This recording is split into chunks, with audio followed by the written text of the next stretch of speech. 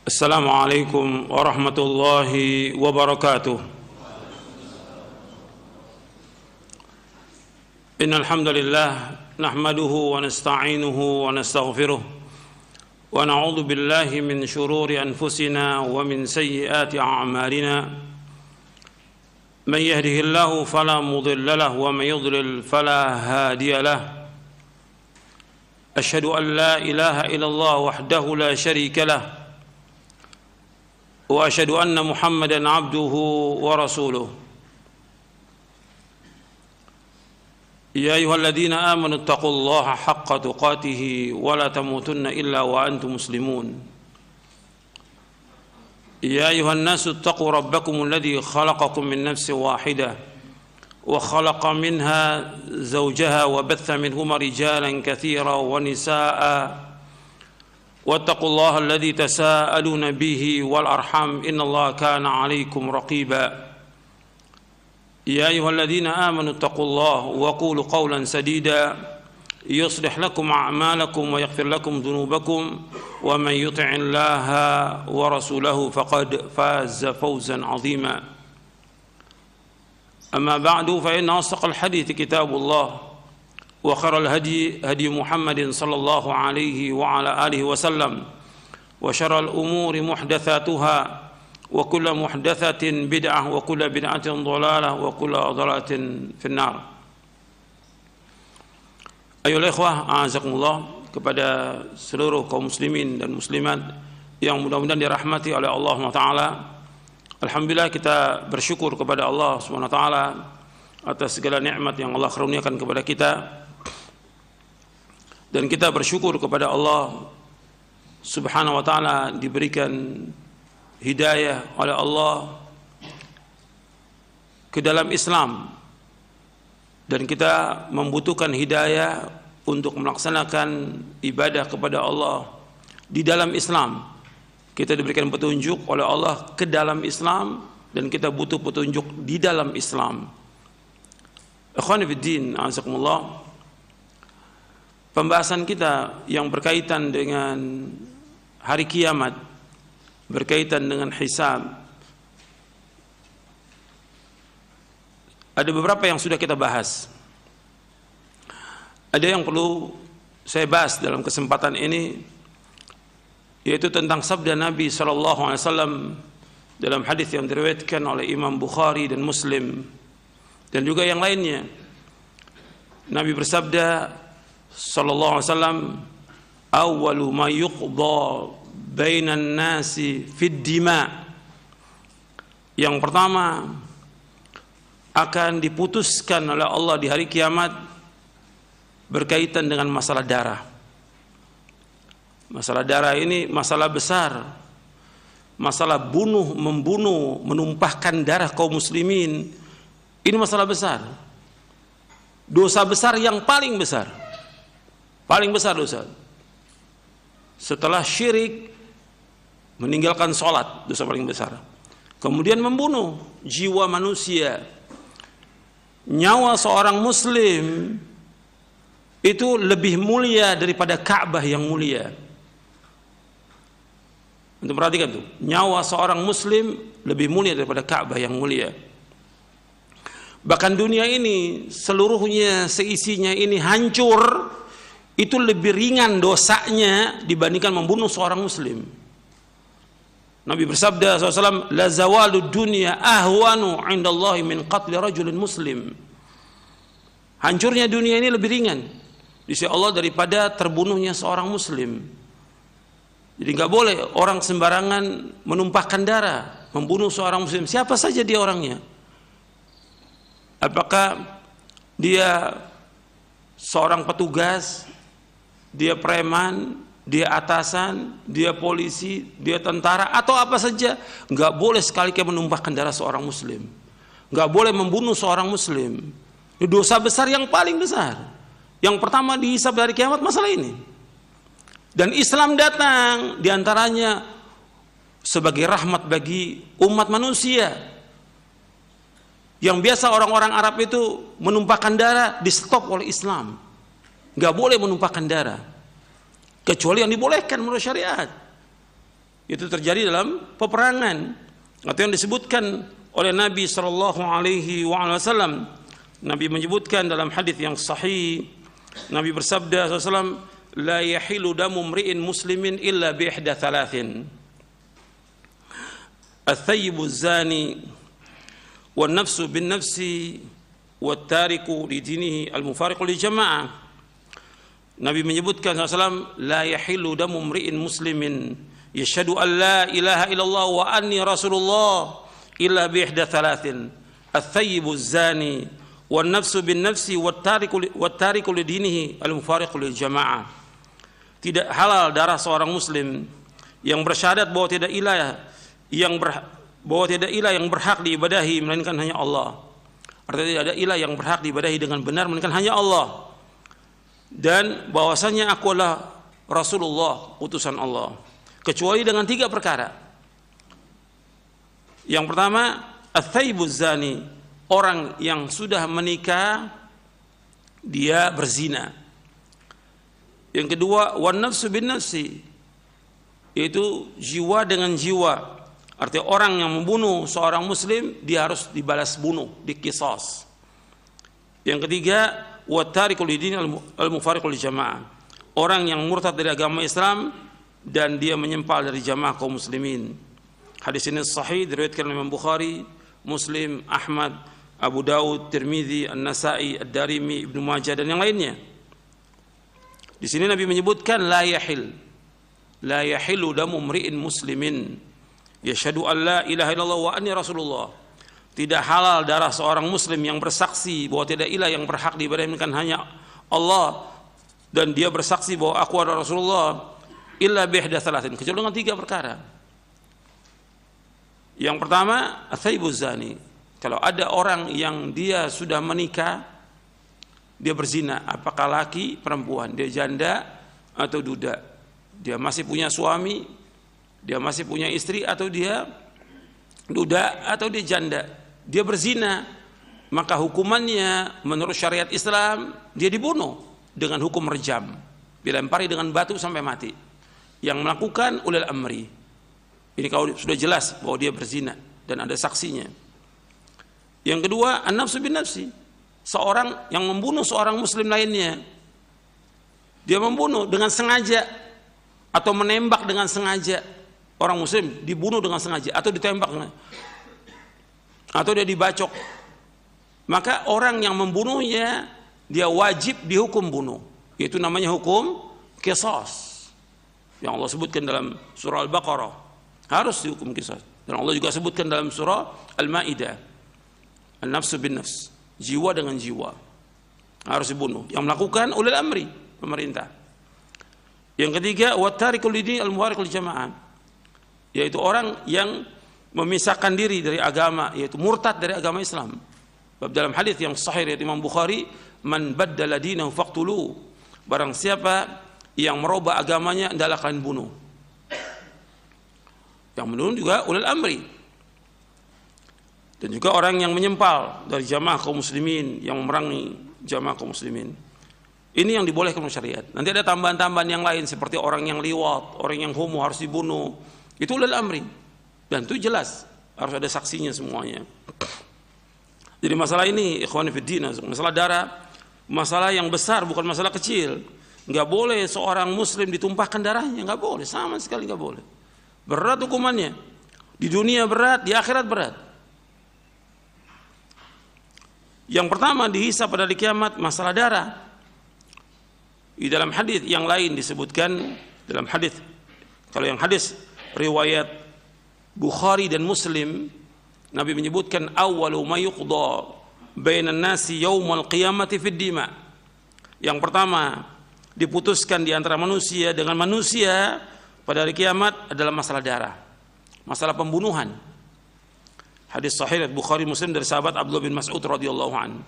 Di dalam riwayat Imam Nasa'i dan juga Imam Tabrani dalam Mu'jamul Kabir dan Al-Qudai dalam Musnad Asy-Syihab, Nabi bersabda SAW, awwalu ma yuhasabu bil abdu as-salah wa awwalu ma yuqda bainan nasi fid dima.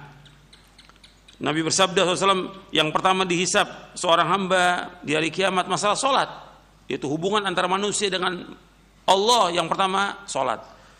Kemudian yang pertama dihisab, yang diputuskan di antara manusia masalah darah.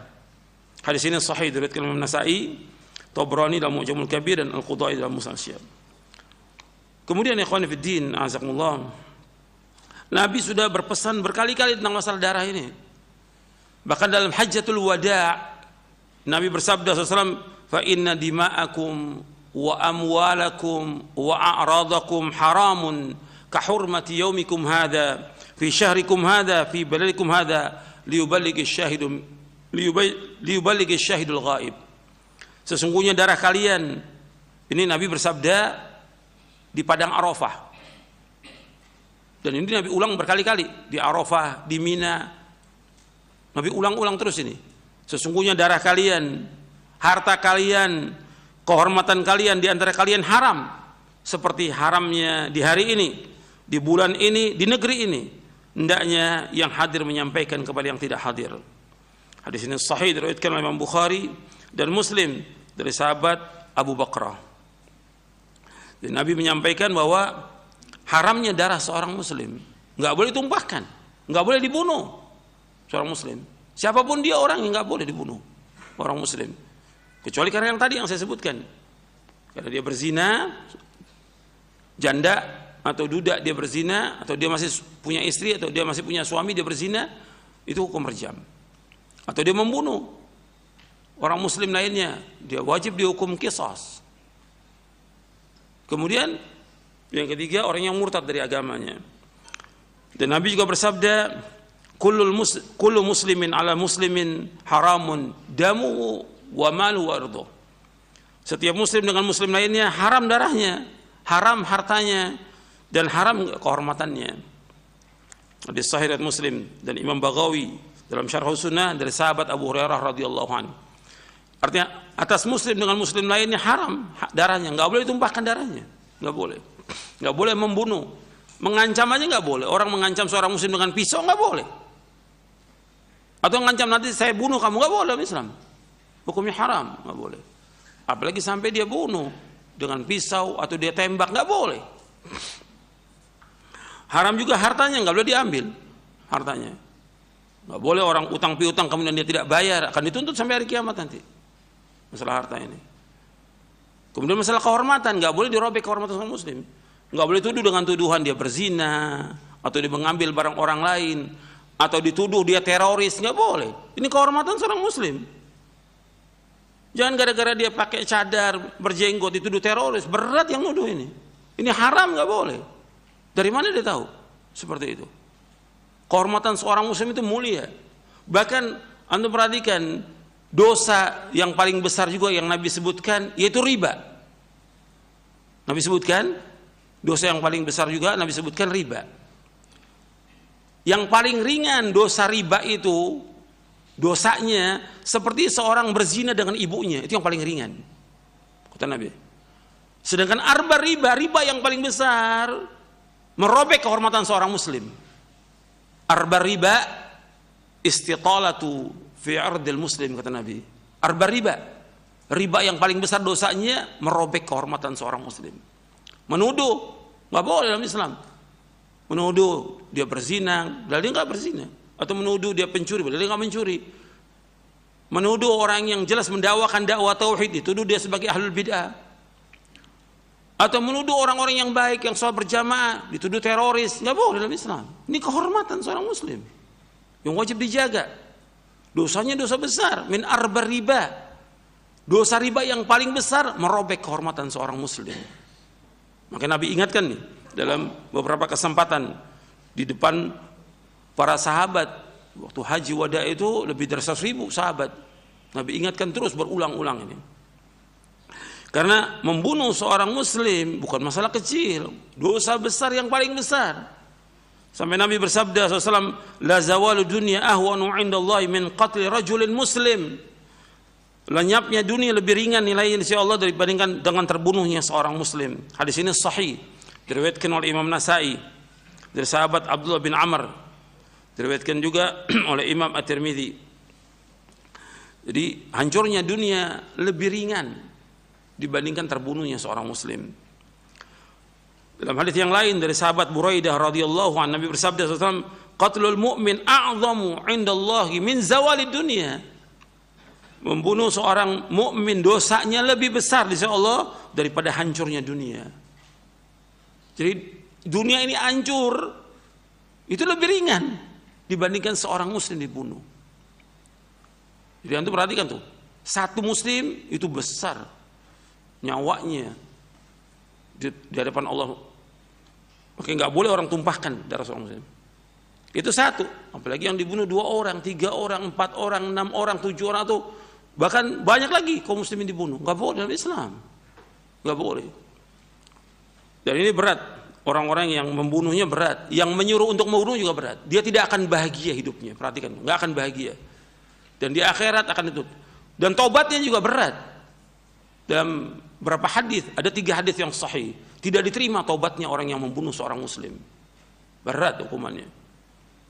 Tapi jumhur ulama mengatakan diterima dengan keumuman ayat Al-Quran.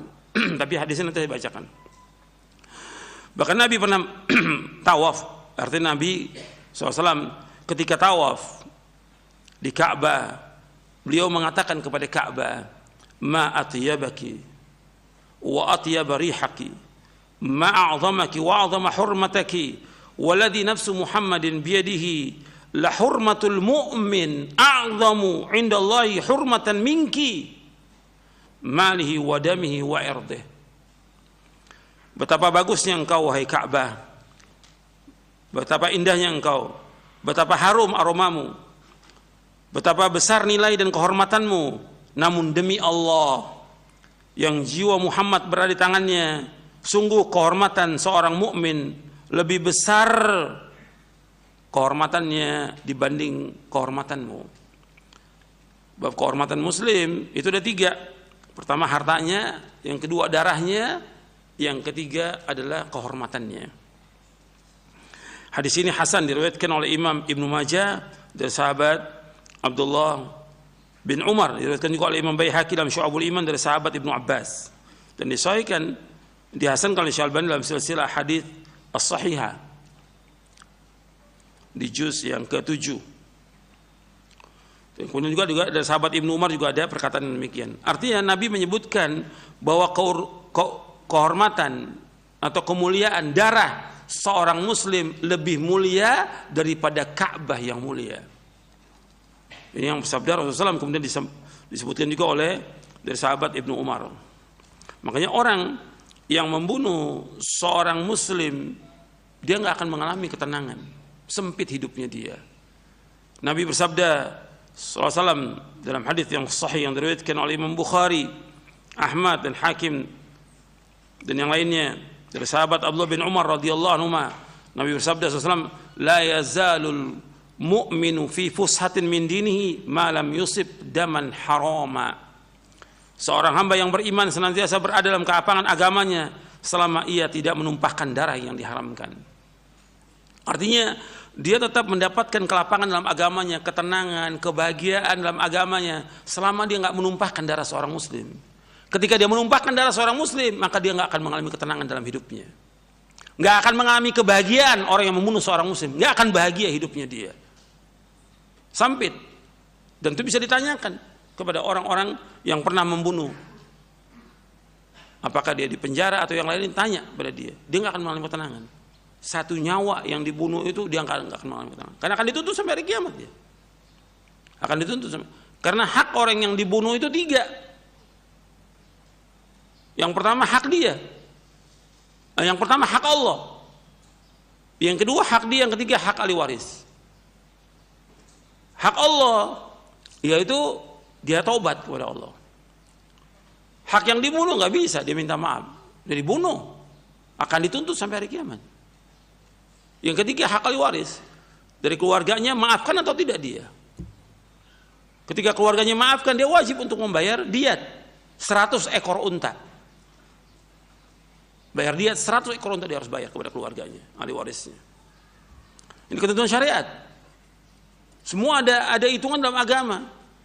Orang umpamanya memotong jari orang, ada diatnya.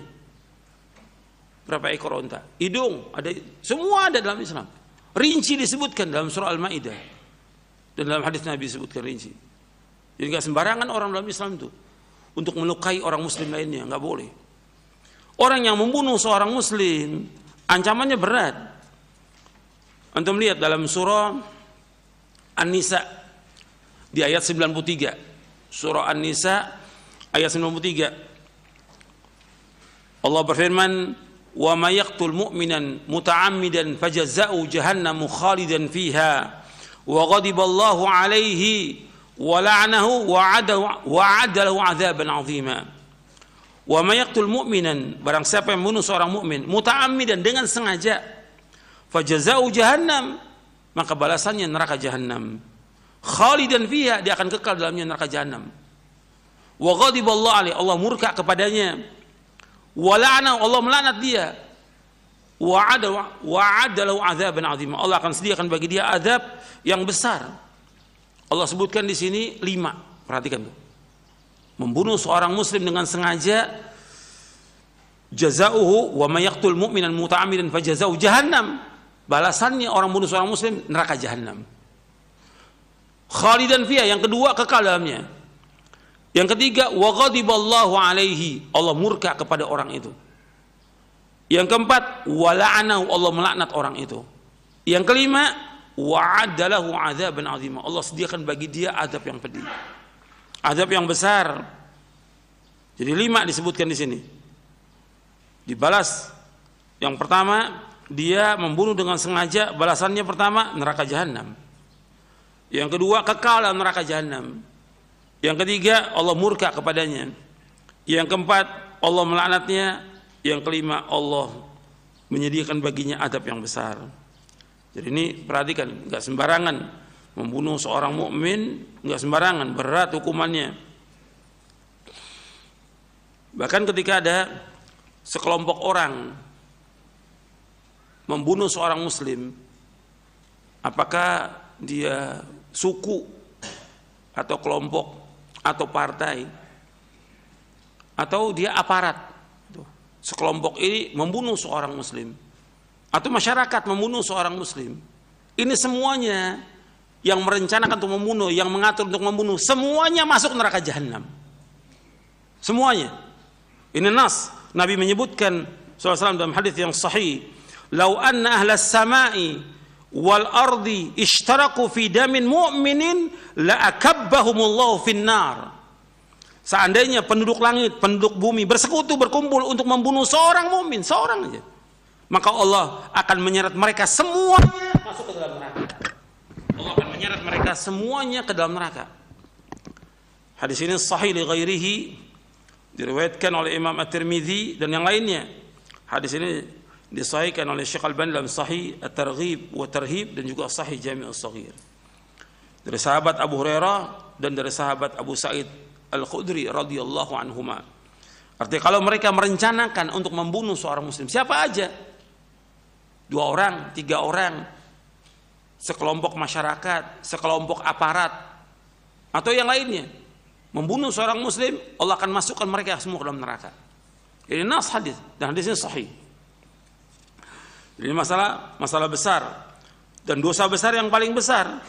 Nabi bersabda SAW, "Akbarul kabair al-isyraku billah wa qatlun nafs wa uququl walidain wa qawlu zur atau qala syahadatuz zur." Dosa besar yang paling besar, yang pertama berbuat syirik. Dosa besar yang paling besar syirik, menyekutukan Allah. Yang kedua, membunuh jiwa. Maksudnya membunuh seorang muslim. Ini besar dosanya. Dosa besar yang paling besar. Yang ketiga, durhaka kepada kedua orang tua. Tuh, perhatikan tuh, jangan sampai antum durhaka kepada orang tua, melawan orang tua, menengking orang tua, menghardik orang tua, memarahi orang tua. Ini dosa besar yang paling besar. Wa qaulu zur, berkata dusta, atau disebutkan menjadi saksi palsu. Enggak banyak di pengadilan-pengadilan ini orang-orang yang jadi saksi palsu, semuanya bohong. Dan antum perhatikan lagi, orang yang membunuh seorang muslim, dia nanti di hari kiamat yang dibunuh ini akan mengatakan, "Ya Allah, karena ini hak belum dipenuhi." Kan hak orang terbunuh ada 3. Yang pertama hak Allah. Kalau dia bertaubat dengan taubatan yang nasuh, menurut jumhur ulama diterima. Tapi sebagian pendapat ulama tidak diterima dengan dasar beberapa hadis. Yang kedua, yaitu orang yang membunuh itu yang membunuh orang muslim ada punya hak ahli waris. Ahli waris ini kalau dia memaafkan maka harus dibayar ahli waris ini. Kalau dia nggak maafkan berarti akan dituntut sampai hari kiamat. Yang ketiga, hak yang dibunuh.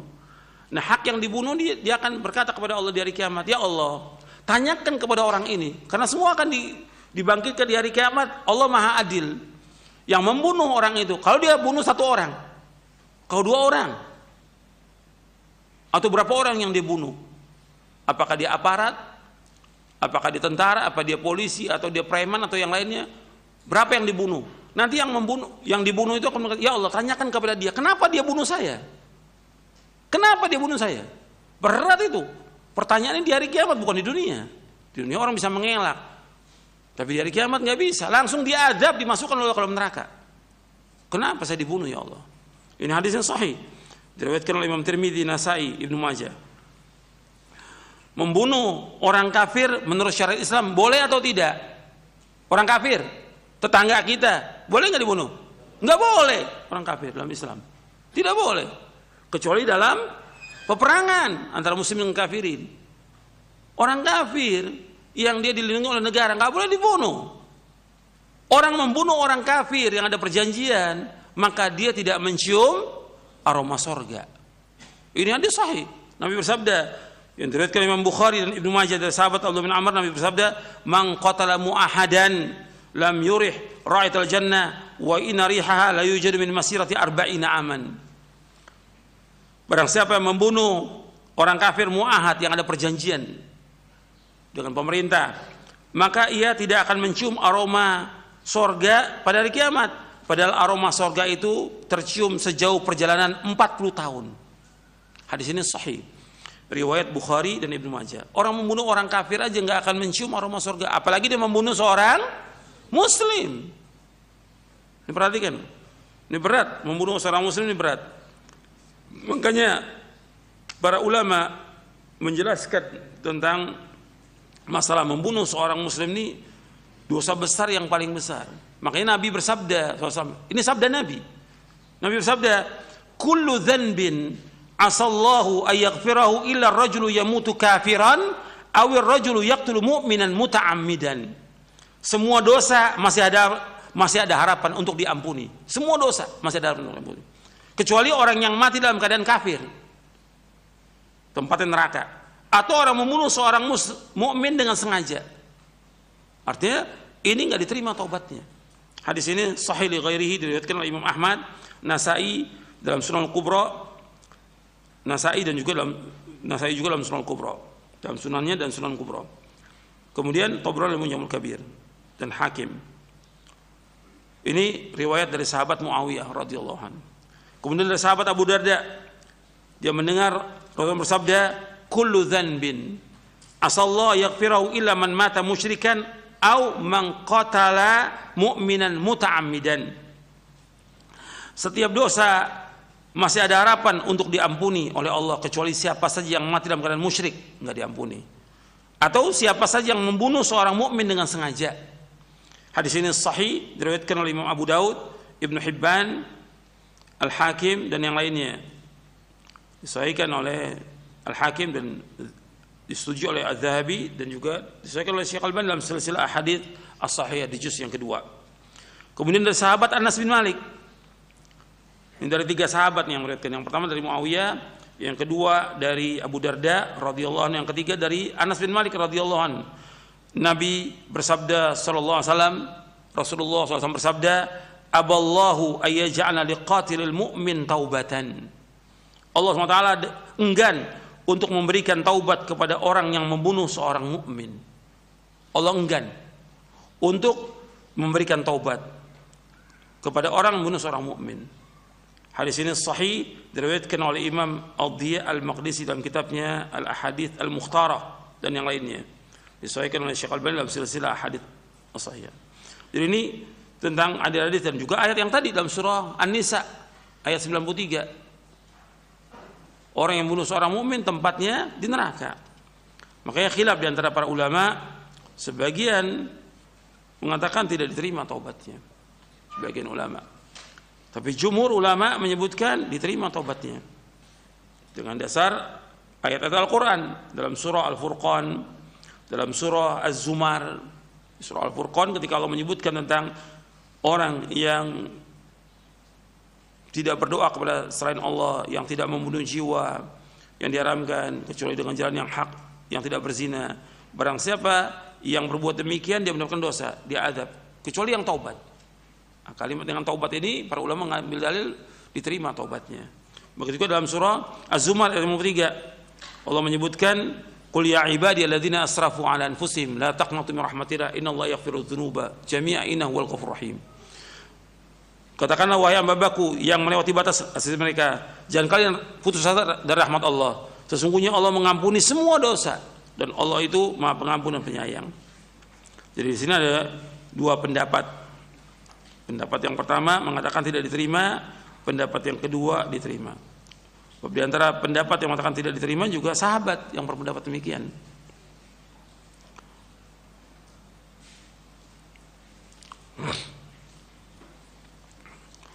Bahkan Ibnu Abbas pendapatnya juga nggak diterima taubatnya. Ibnu Abbas. Kata sebagian ulama mengatakan ada pendapat Ibnu Abbas yang lainnya yang beliau berpendapat itu diterima. Jadi ada pendapat yang mengatakan tidak diterima seperti Abdullah bin Abbas, Abdullah bin Umar, Abu Hurairah dan lain. Tidak diterima taubatnya. Tapi ada pendapat lain dari Ibnu Abbas diterima. Tapi pendapat sahabat yang lain juga ada yang mengatakan diterima. Tapi jumhur mengatakan diterima. Tapi ini menunjukkan beratnya dosa orang yang membunuh seorang muslim. Kalau soal diterima, kita mengambil dengan dalil dari ayat Al-Quran dan juga pendapat sahabat yang lain, jumhur ulama, diterima taubatnya. Tapi tetap masih akan dituntut sampai hari kiamat. Kenapa? Hak yang dibunuh belum selesai kan? Kenapa dia dibunuh? Dia akan bertanya, ya Allah kenapa saya dibunuh? Makanya ini nggak gampang membunuh seorang muslim, karena itu banyak darah ini dianggap ringan.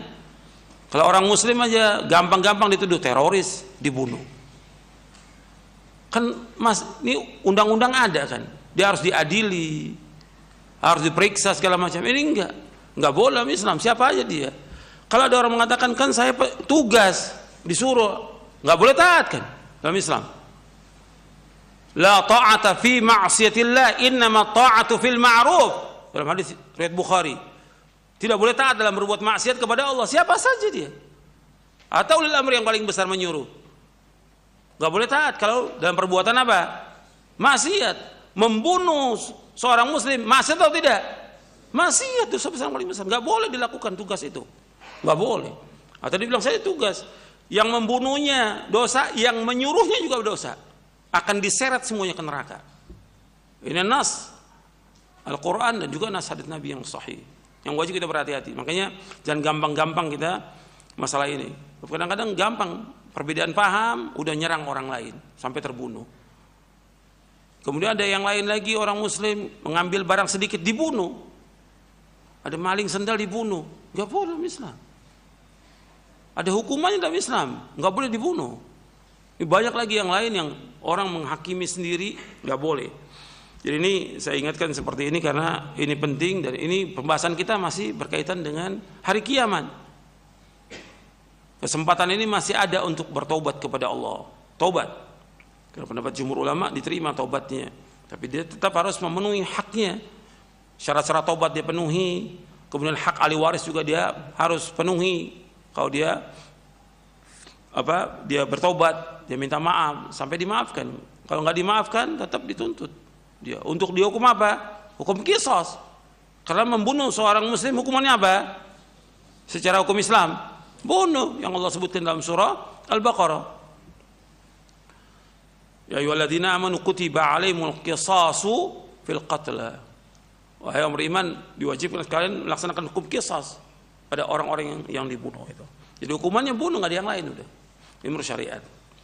Jadi mudah-mudahan yang saya sampaikan ini bermanfaat untuk kita semuanya dan kita wajib berhati-hati, semua kaum muslimin semuanya hati-hati. Apakah dia sebagai muslim biasa, artinya orang awam, dia sebagai pejabat, dia sebagai aparat atau kelompok partai atau yang lain, hati-hati ini masalah darah. Banyak udah Kadang-kadang masalah pemilihan pilkada banyak yang mati supaya menang itu. Ini nggak boleh, akan dituntut. Kalau satu aja dituntut, apalagi banyak. Jadi ini wajib berhati-hati dan kita hati-hati supaya nggak dituntut di hari kiamat. Sebab ini nggak diterima taubatnya. Seandainya pun diterima, taubatnya berat, syarat-syaratnya yang harus dipenuhi. Sekarang kita akan lanjutkan kajian kita dari syarah akidah Ahlussunnah wal Jamaah.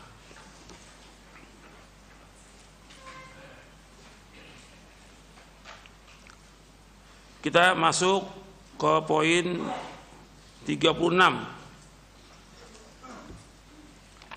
Ahlussunnah mengimani tentang as-sirat.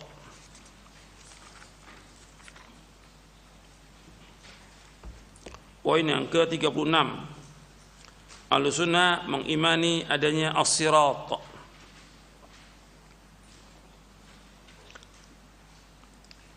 Poin ke-36 dari syarah akidah Ahlussunnah wal Jamaah, halaman 325. Dilihat bukunya. Semua yang hadir harus bawa buku. Ahlussunnah mengimani adanya as-sirat. As-sirat secara bahasa berarti jalan. Sedangkan menurut syar'i adalah jembatan yang dibentangkan di atas neraka jahanam yang akan dilewati umat manusia menuju surga sesuai dengan amalan mereka. Itu pengertian as-sirat seperti disebutkan oleh para ulama tentang masalah ini dan disebutkan juga oleh Syekhul Islam Ibnu Taimiyah rahimahullah dalam Aqidah Al-Wasithiyah. Beliau menyebutkan was-siratu mansubun ala matni jahannam wa huwal jisru alladhi bainal jannati wan nar yamurru an-nasu alaihi ala qadri a'malihim. Kata Syekhul Islam Ibnu Taimiyah rahimahullah dalam Aqidah Al-Wasithiyah bahwa sirat itu yaitu jembatan yang dibentangkan di atas neraka jahanam. Itu jembatan yang berada antara surga dan neraka yang manusia melewati di atasnya menurut kadar dari amal-amal mereka.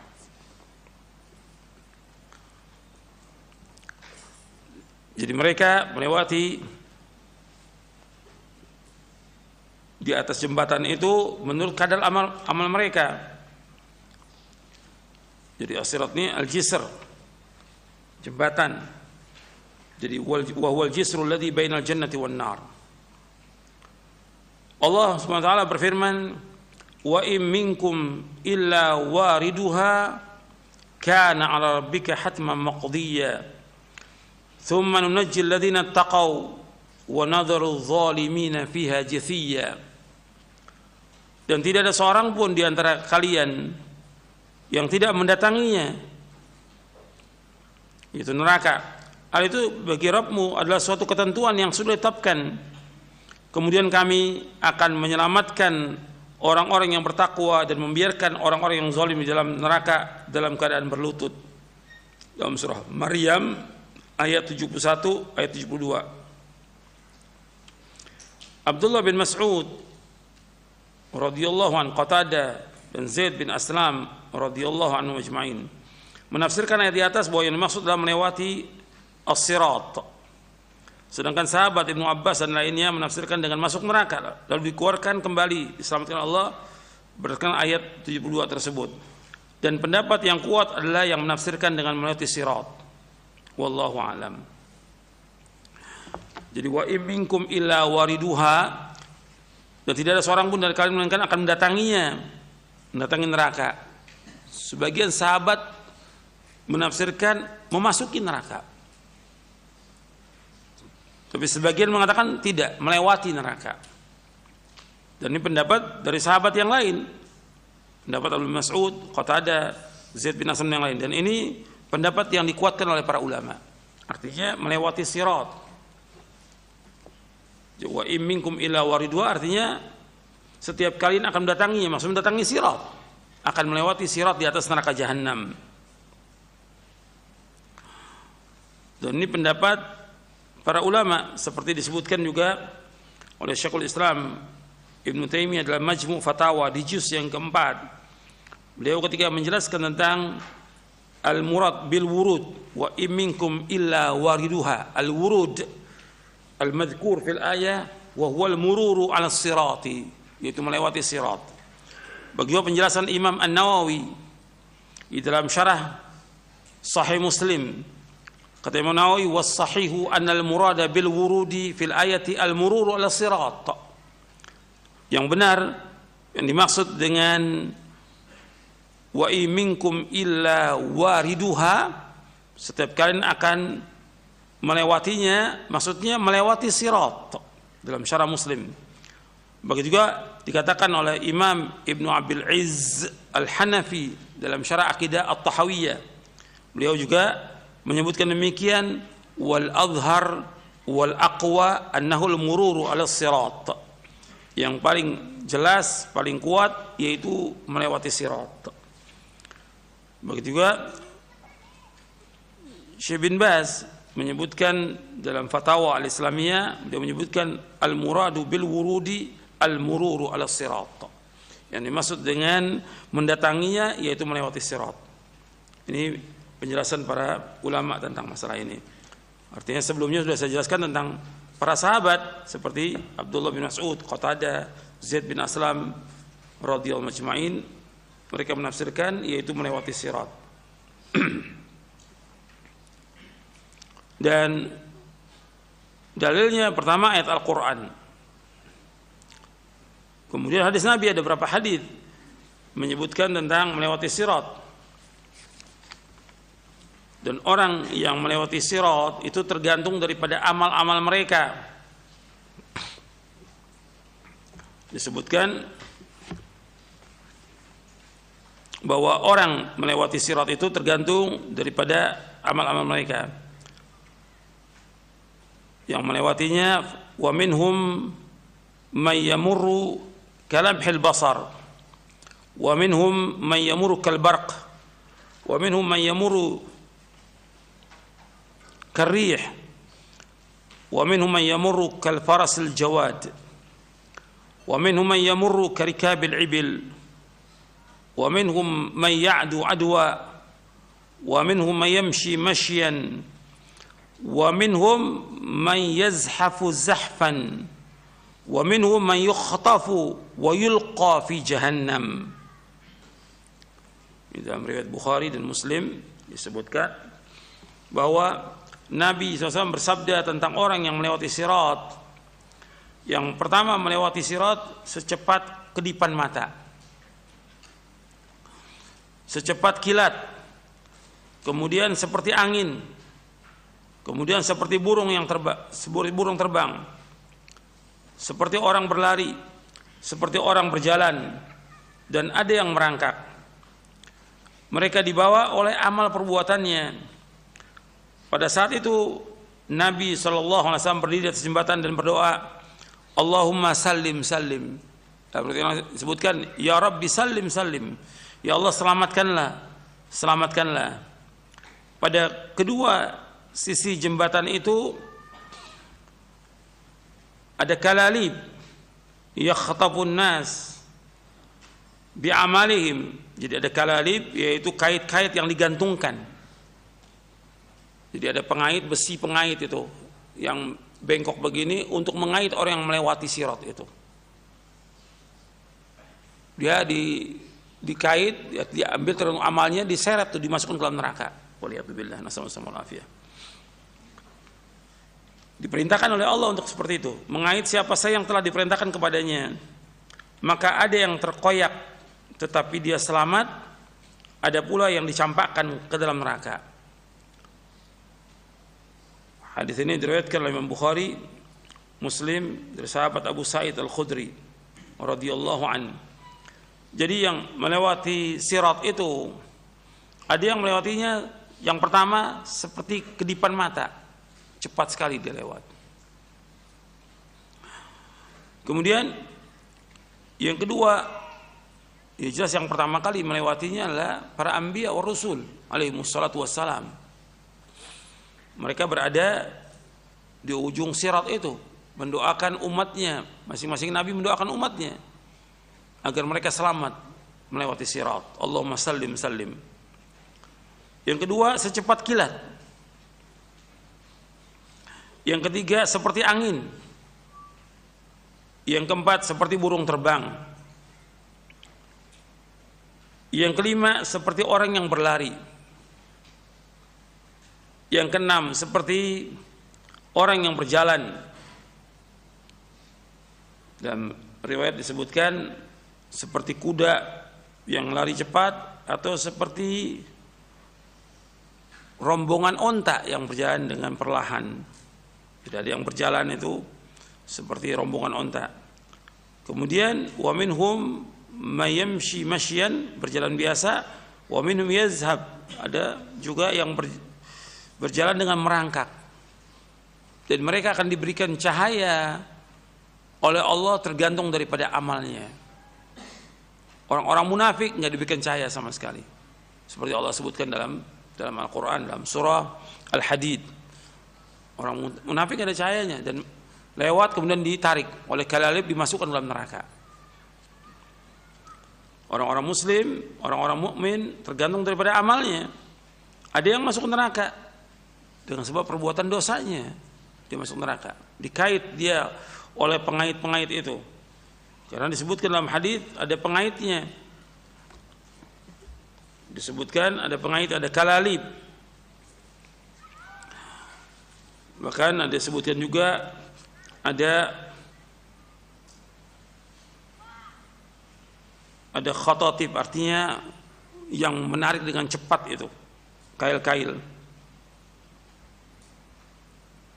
Dan juga ada duri-duri yang Nabi sebutkan, fiha syuwaikah yuqaluha as-sa'dan.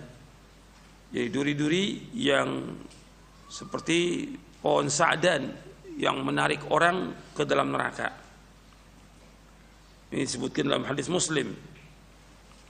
Jadi ada yang selamat, fanajin musallam, ada yang makhdushun mursal, ada yang makhdus fi nari jahannam.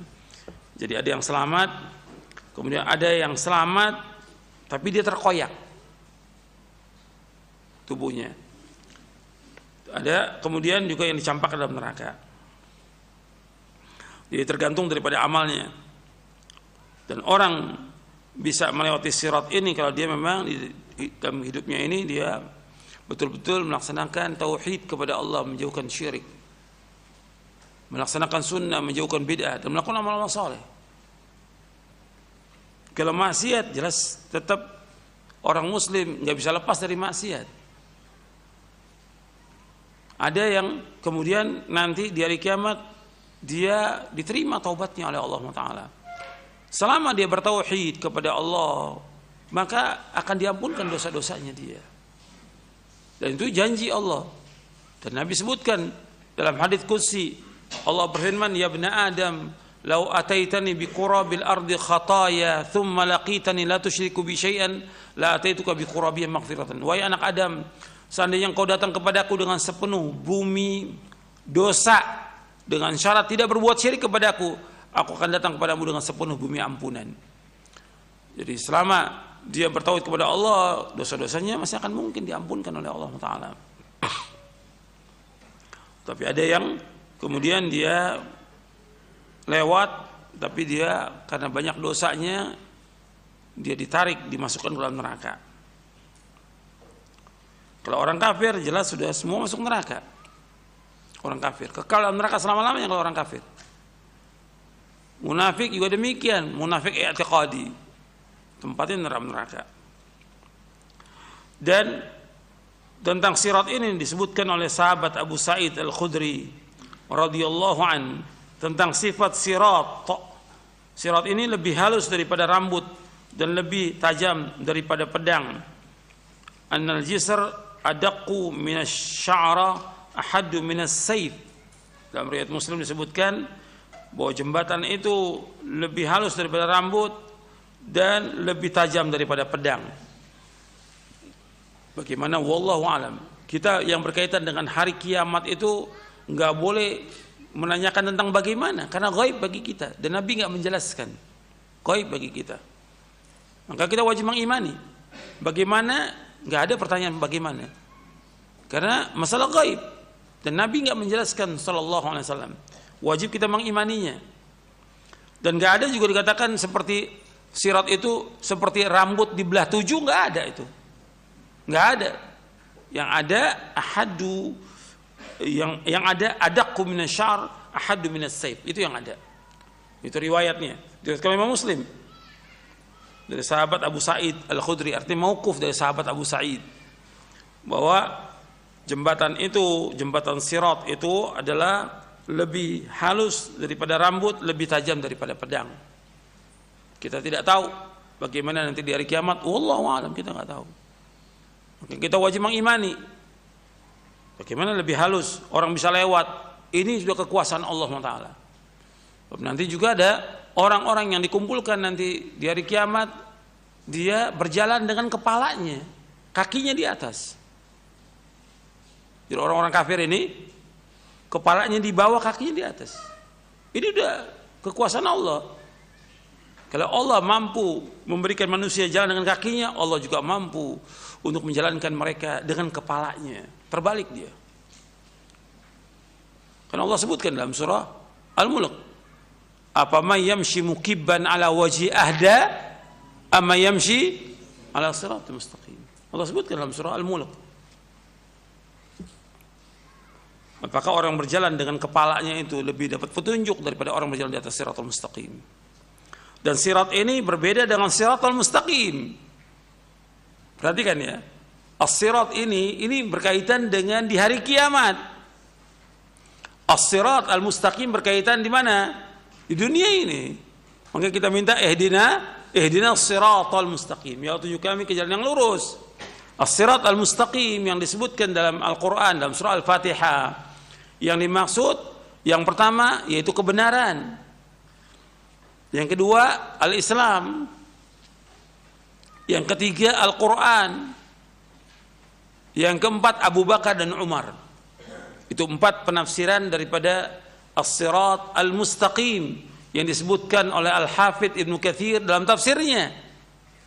Jadi beda tuh antara as-sirat nanti di atas neraka jahanam dengan siratal mustaqim.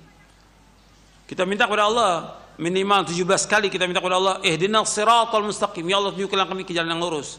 Jalan yang lurus itu jelaskan oleh sahabat dan tabi'in. Yang pertama maknanya as-sirat yaitu al-haq, kebenaran. Yang kedua maknanya al-Islam, arti orang yang mencari kebenaran, kebenaran itu adanya dalam Islam. Yang ketiga mana as-siratal mustaqim yaitu maknanya Al-Quran. Di orang yang di dalam Islam ini berpegang teguh kepada Al-Quran. Kalau disebutkan Quran mesti disebutkan dengan apa? Sunnah, nggak bisa lepas. Nabi sudah menyebutkan dalam hadis yang sahih yang diriwayatkan oleh Imam Hakim dalam kitabnya Al-Mustadrak, taraktu fikum amrayni. Dalam riwayat yang lain disebutkan taraktu fikum syai'aini lan tadhillu ma tamassaktum bima kitaballahi wa sunnati. Kalian tidak akan sesat. Aku tinggalkan kalian 2 perkara yang kalian tidak akan sesat selama kalian berpegang dengan 2 perkara itu, yaitu kitabullah dan sunnahku. Dan gak bisa orang berpegang dengan Quran aja tanpa sunnah, gak bisa. Jadi kalau disebutkan Quran mesti dengan apa? Sunnah. Itu satu kemestian, gak bisa ditinggalkan itu. Kemudian yang keempat mana siratal mustaqim yaitu Abu Bakar dan Umar, seperti yang dijelaskan oleh Abu Aliyah rahimahullah. Kenapa disebutkan Abu Bakar Umar? Karena tokohnya para sahabat adalah Abu Bakar Umar. Tokohnya. Maksudnya disuruh berpegang teguh kepada Abu Bakar dan Umar, artinya kita wajib untuk mengikuti pemahaman salafus saleh. Karena pemimpin para sahabat Abu Bakar dan Umar. Maka Nabi bersabda SAW, iqtadu billadzaini min ba'di Abu Bakar wa Umar. Hendaklah kalian mengikuti 2 orang sesudah wafatku, yaitu Abu Bakar dan Umar radhiyallahu anhuma.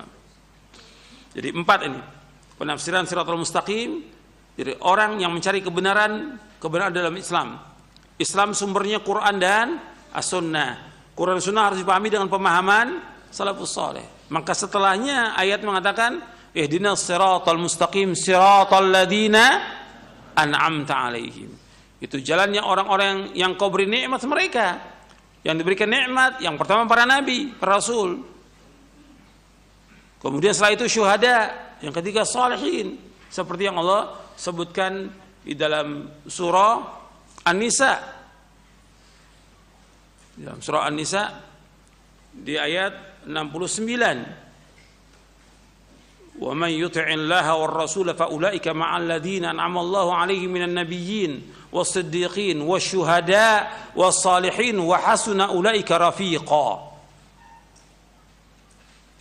Ya, di ayat 69. Di surah An-Nisa ayat 69. Wa man yuti'illaha war rasul fa ulaika ma'al ladzina an'ama Allahu 'alaihim minan nabiyyin was-siddiqin wasyuhada was-salihin wa hasuna ulaika rafiqa. Barang siapa yang taat kepada Allah dan Rasulnya, maka dia bersama orang-orang yang Allah berikan nikmat mereka. Dari para nabi, siddiqin, orang-orang yang jujur, syuhada dan salihin, dan mereka sebaik-baik teman. Jadi itu yang dikatakan ihdinas siratal mustaqim siratal ladzina an'amta alaihim. Kemudian baru lanjutannya ghairil maghdubi alaihim waladdallin. Bukannya jalan orang-orang yang kau murkai dan bukan jalannya orang yang sesat. Nabi menjelaskan yang dimurkai jalannya orang-orang Yahudi, yang sesat jalannya orang-orang Nasrani. Nabi yang menjelaskan sallallahu alaihi wasallam. Jadi perbedaan antara as-sirat dengan siratal mustaqim beda.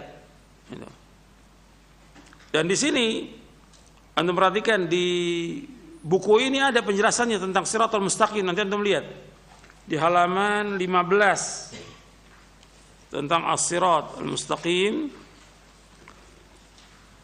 di halaman 17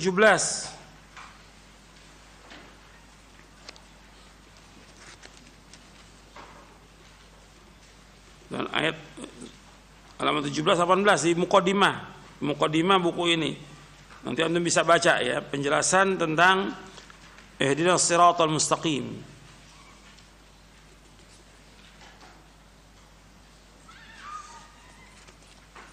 Penjelasan Al-Imam Ibnu Qayyim bagus di halaman 16-nya itu.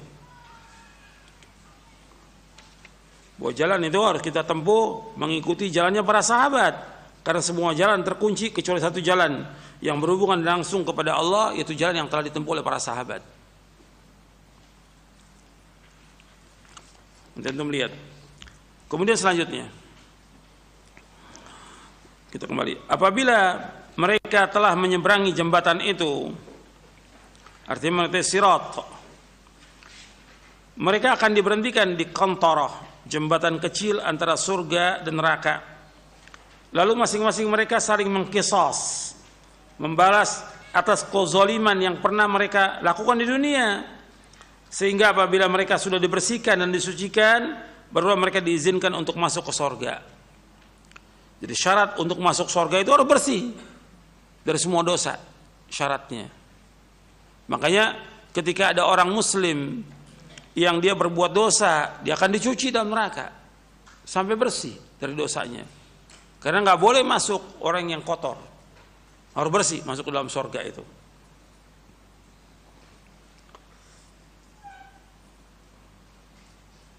Kemudian setelah itu, setelah mereka sudah dibersihkan, baru mereka diizinkan untuk masuk surga. Orang yang pertama kali meminta dibukakan pintu surga adalah Nabi Muhammad sallallahu alaihi wasallam.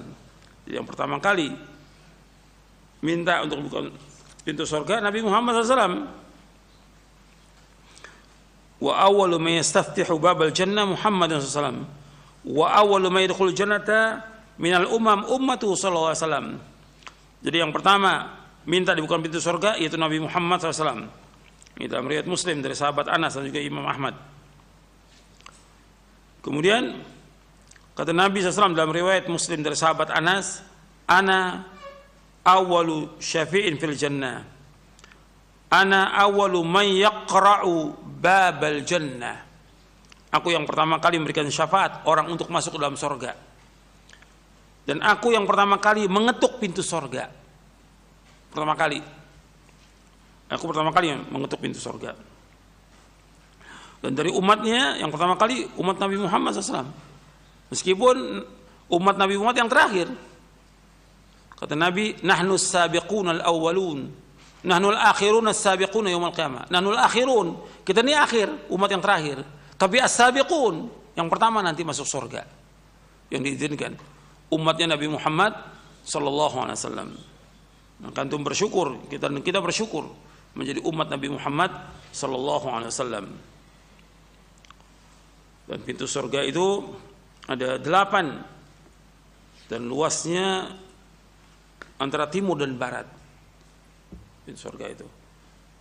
Nanti kita akan bahas yang berkaitan dengan surga nanti. Setelah membahas tentang syafaat baru nanti tentang surga. Dan kita berusaha bagaimana kita selamat gitu. Jadi semua orang berpikirnya bagaimana kita selamat. Dengan apa? Dengan menjauhkan perbuatan dosa dan maksiat. Dosa yang paling besar adalah syirik. Kemudian durhaka pada orang tua, membunuh jiwa dan yang lainnya. Meninggalkan sholat, itu juga dosa besar yang paling besar. Kemudian kita sibuk melakukan amal-amal soleh. Yang pertama amal soleh yang harus kita lakukan ya mentauhidkan Allah. Kemudian melaksanakan sunnah-sunnah Nabi SAW, berbakti pada kedua orang tua dan yang lainnya. Berlomba untuk bisa masuk ke dalam surga ini. Dan semua harus dikerjakan dengan ikhlas semata-mata karena Allah Subhanahu wa taala. Saya pikir cukup sampai di sini kajian kita, mudah-mudahan bermanfaat. Kurang lebihnya saya mohon maaf. Wassalamualaikum Muhammadin sallallahu alaihi wasallam. Subhanakallahumma bihamdik asyhadu an la ilaha illa anta astaghfiruka wa atubu ilaik. Assalamualaikum warahmatullahi wabarakatuh.